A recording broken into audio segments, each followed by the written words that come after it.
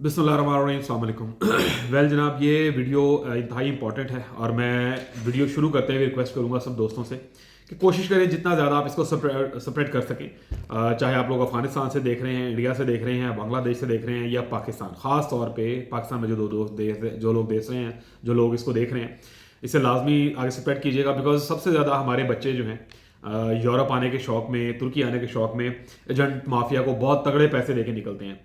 अब ये बात की बात है कि इनमें से कितने पहुंचते हैं, कितनों को ब्लैकमेल किया जाता है, कितनों को मार दिया जाता है, ये एक अलग स्टैट है। ये आपको गूगल से और डिफरेंट किस्म की वेबसाइट से, सोशल मीडिया से मिल जाएगा।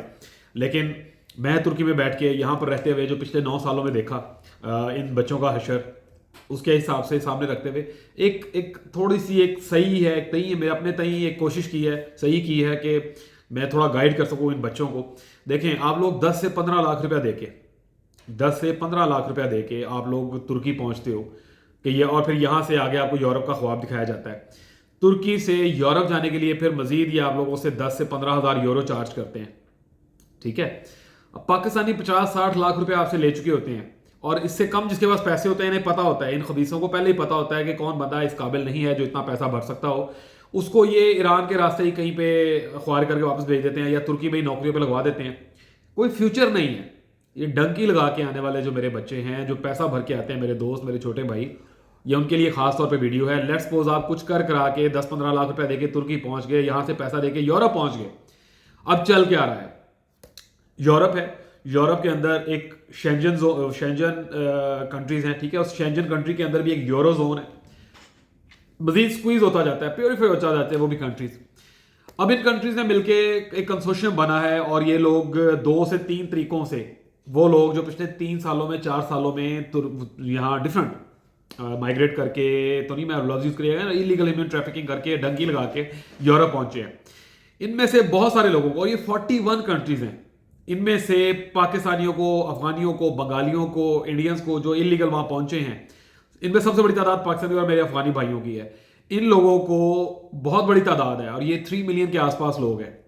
इन्हें अफ्रीका फेंका जा रहा है कि अच्छा ठीक है भाई, तुम लोगों ने अजाइलम लिया हुआ था, पेपर मिले हुए हैं, आप लोग पाकिस्तान नहीं जा सकते ना, ठीक है, आपको अफ्रीका रखते हैं, हम यहां नहीं रहेंगे आप। इतना पैसा, इतनी मेहनत, जान जोखिम में डाल के आप लोग वहां पहुंचे और 2 साल 3 साल बाद वो आपको उठा के अफ्रीका भेज रहे हैं, जहां पे शायद आप पाकिस्तान से 25,000 पाकिस्तानी टिकट लेके खुद ही पहुंच जाते 2-3 साल पहले जो रेट्स थे। तो इतना जान को मुश्किल में डाल के भी अफ्रीका पहुंचा दिया जाएगा। ये एक चीज हो रही है। दूसरा, हंगरी या यूरोजोन की 5-7 कंट्रीज मिलके, ये भी बहुत ओपन न्यूज नहीं है, ये लोग मिलके क्या करने जा रहे हैं कि सर्बिया के रास्ते, सर्बिया कंट्री है, सर्बिया के रास्ते, Serbia south eastern European countries में एक आती है।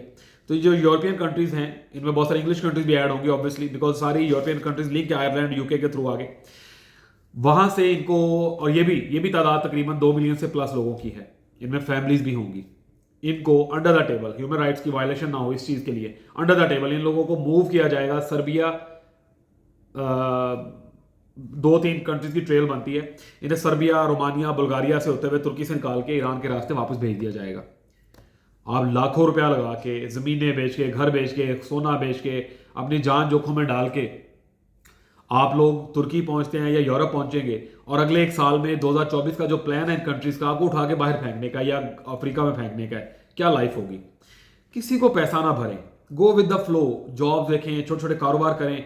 मैं नहीं मानता कि आज के दिन में पाकिस्तान में आप एजेंटों को 25-30 लाख रुपए देके बाहर तो आ रहे हो, आप वहीं पर ही थोड़ा पैसा खर्च के खुद को क्यों नहीं सेटल कर लेते?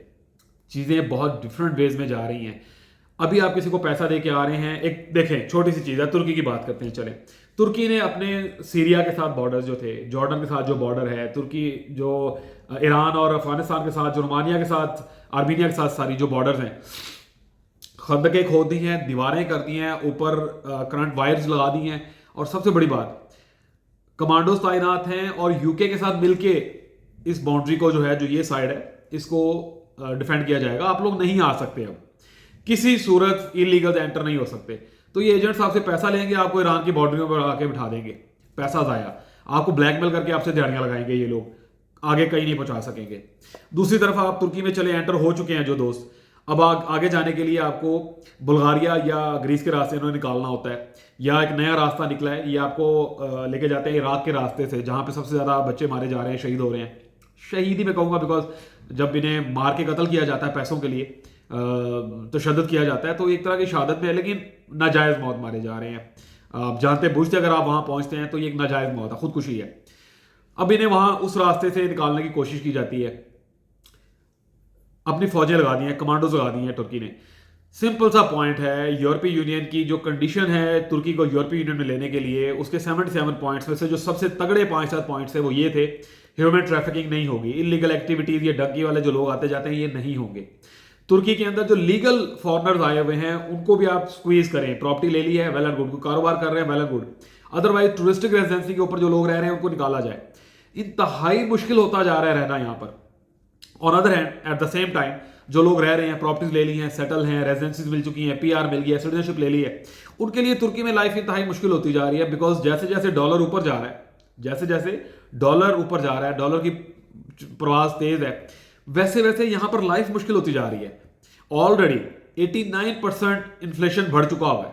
वो चीजें जनवरी 2023 की हम बात करते हैं, जनवरी 2023 में हम जो लाइफ गुजार रहे थे, लाइक मेरे जैसा बंदा, फैमिली के साथ रह रहा हूं मैं, ऑफिस और घर के सब खर्चे मिला के 10,000 लिरा चाहिए होता था। आज के दिन में वो 40,000 लिरा अमाउंट है। मोर ओवर अगर मुझे पाकिस्तान पैसे भिजवाने हैं तो वो काम जो पहले 500 लिरा में हो जाता था, अब मुझे पाकिस्तान में वो 10,000 लिरे भेजूंगा तो 10,000 पाकिस्तानी बनेगा, 1 लाख बनेगा। यानी मुश्किल होता जा रहा है और ये डे बड़े वर्स्ट हो रही हैं चीजें। जनवरी में सुनने में आ रहा है कि मजीद 58% इन्फ्लेशन बढ़ सकता है, ये डिस्ट्रॉयर होगा।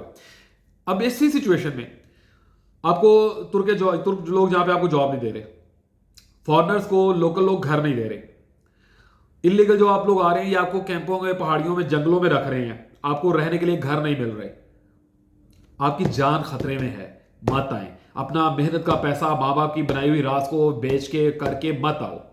देखें 2024 में क्या होगा और बात है। आज के दिन में डंकी लगाना बेवकूफ़ी है, आज के दिन में वीज़ा लेके जॉब के लिए आना बेवकूफ़ी है, आज के दिन में बगैर प्रॉपर्टी के किसी एजेंट को पैसा देके तुर्की में आना और आगे का ख्वाब देखना बेवकूफ़ी है।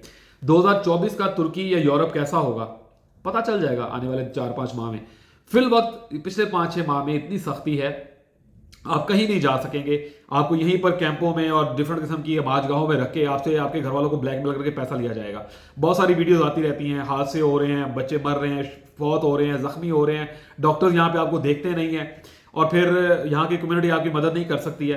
कोई भी इलीगल की कम्युनिटी की मदद नहीं करेगा बिकॉज वो खुद गवर्नमेंट के रगड़े में आ जाएगा कि अच्छा भाई आपका इनके साथ क्या ताल्लुक है, कहीं आप भी तो सारे में नहीं है। So you need to be very careful. अपना पैसा हलाल का, मेहनत का, माँ बाप का, जमीनें, सोना, ये चीजें मत बेचो, अभी मत आओ, डंकी का टाइम नहीं है, ये चीजें खत्म हो चुकी हैं। और जो लोग अभी भी इस चीज को, अब अक्सर बच्चे बड़ा फैसिनेट हो रहे हैं कि टिकटॉक पे वीडियोस देख के ना, वो रंग बिरंगे अजूबे हैं, नमूने हैं, वो फेरीज पे बैठ के तो तस्वीरें बना रहे हैं जी हम जा रहे हैं। ये किसी बाउंड्री के करीब पहुंचते हैं ना, वहां पर वाटर कैनन से मारते हैं, बुलेट, रबड़ बुलेट से मारते हैं, इनकी शिप तोड़ दी जाती हैं। इनकी तो अपनी जिंदगी के लाले हैं, ये भूखे मर रहे हैं यहाँ पर। आप जैसे मासूम लोगों को ऐंठ के आपसे पैसा लेके इनकी जिंदगी गुजरती है, वरना यहाँ पर ये 1500 लेला की नौकरी नहीं देता इन्हें कोई। मत करें, ये डंकी वाले लालच में मत आए। इससे ज्यादा मैं इस पर बात भी नहीं कर सकता हूँ, क्लियर खुल के बता नहीं सकते। मैं फैक्ट एंड फिगर तस्वीरें यहाँ पर लगानी शुरू करूँ, पता लगे मेरे पे केस खुले हुए हों। ऐसे ऐसे फैक्ट एंड फिगर्स और ऐसी ऐसी स्टोरी सुनने में आ रही हैं कि मजबूर हुआ मैं कि एक वीडियो बना दूं। अपनी जान के साथ मत खेलें।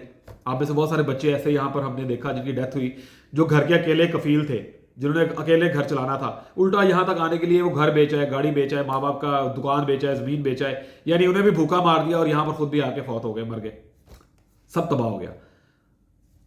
ये टाइम नहीं है आगे जाने का।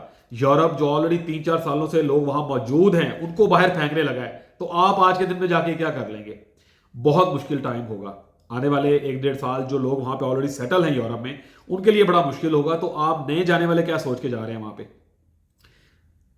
छोटा सा पॉइंट, इसको समझें कि जो लोग ऑलरेडी यूरोप में हैं, यूरोप की कंट्रीज मिलके उनको निकालने लगे हैं, जो 3-3, 4-4 साल से थे, इनको निकालने लगे हैं वहां से। इन्हें अफ्रीका में फेंका जाएगा, छोटे मुल्कों में फेंका जाएगा, बाहर भेज दिया जाएगा वहां से। तो आप लोग जो पैसा देके अभी जाएंगे, आपको क्या वहां पर वो मतलब सरसों का साग खिलाएंगे? वो तानू चुके बाहर मार देना है, जाने नहीं दिया जाएगा। कैंपों में रखेंगे 15-20 दिन, महीना, 2 महीने, उसके बाद वापस भेज देंगे, आपको डिपोर्ट कर दिया जाएगा। अब ये भी नहीं है कि आपका पास पासपोर्ट नहीं है, कुछ नहीं है, ये है वो आपकी पूरी ट्रेल पकड़ लेते हैं। सो अवॉइड करें, किसी एजेंट को पैसा ना भरें, ये डंकी से बिल्कुल बचें, कोई फायदा नहीं है, अपनी जानों से मत खेलें। आई डोंट नो ये वीडियो कहां तक पहुंचेगी, लेकिन मैं उम्मीद करता हूं कि ये वीडियो हर उस बच्चे तक पहुंचे जिसे डंकी लगाने का शौक चढ़ा हुआ है। पैसा मत जाया करो, अपने माँ बाप का हक हलाल का मेहनत का पैसा मत जाया करो, अपनी जमीनें, गाड़ियां, जेवर बीवियों के, माओ के मत बेचो, वहीं पे कुछ छोटा मोटा काम कर लो। दुनिया बंद हो गई है, पाकिस्तान की तरह सारा मुल्क नहीं चल रहे, दुनिया पैक हो गई है, सब अपने अपने मामला देख रहे हैं। हमारे मुल्क में हर चीज़ ओपन पड़ी हुई है, लेकिन दुनिया अपना रास्ता बना रही है, न्यू वर्ल्ड ऑर्डर इंप्लीमेंट होने जा रहा है, सब अपनी जगहों को स्क्वीज कर रहे हैं, मुसलमानों को निकाला जा रहा है, ऐसा ऐसा करके पुश किया जा रहा है। ऐसे दौर में आप अपना पैसा जमा किया हुआ, रास बनी हुई माँ बाप की, वो लगा के एजेंटों को देके, एजेंट की तो रोटियां चल पड़ेंगी, आपके पास कुछ नहीं होगा, ना वो पैसे होंगे ना आगे कोई जगह होगी। इससे ज्यादा मैं समझा नहीं सकता। जज़ाकल्लाह, अल्लाह हाफिज।